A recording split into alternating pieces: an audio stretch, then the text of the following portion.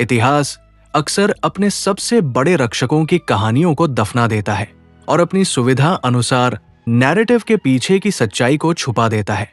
आज हम अगस्त 1946 की उस खौफनाक सच्चाई को उजागर करेंगे और एक ऐसे आम आदमी की कहानी जानेंगे जो हजारों लोगों के लिए मानव ढाल बन गया।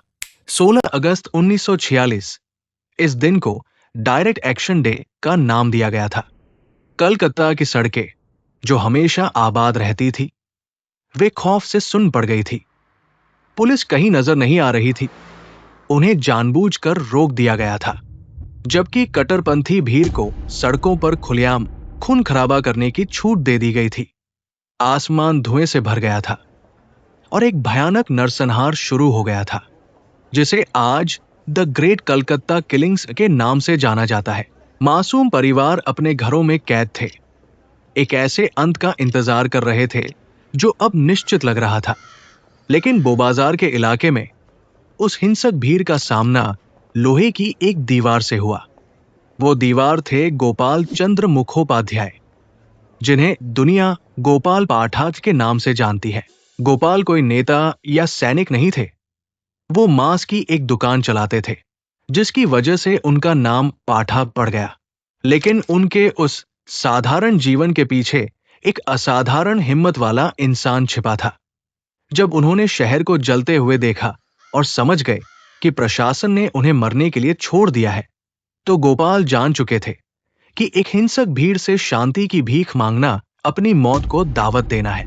उन्होंने अपने मोहल्ले के युवाओं को इकट्ठा किया और भारत जातीय वाहिनी नाम की सेना बनाई।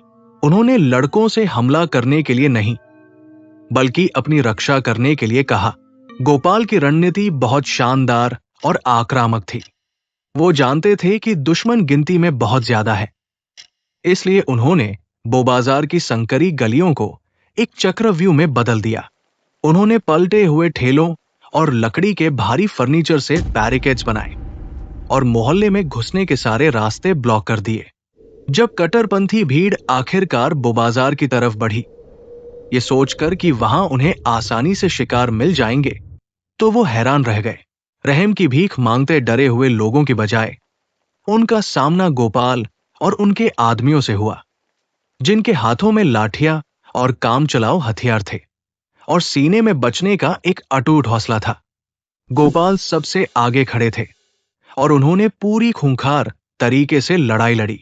उन्होंने हमलावरों को गली दर गली पीछे धकेल दिया और यह साबित कर दिया कि जब जान पर बन आए तो शिकार भी शिकारी बन सकता है।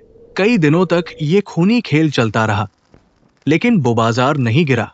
गोपाल पाठक के इस कड़े प्रतिरोध ने न सिर्फ उनके अपने मोहल्ले को बचाया, बल्कि आसपास के इलाकों को भी खड़े होने और लड़ने की हिम्मत दी।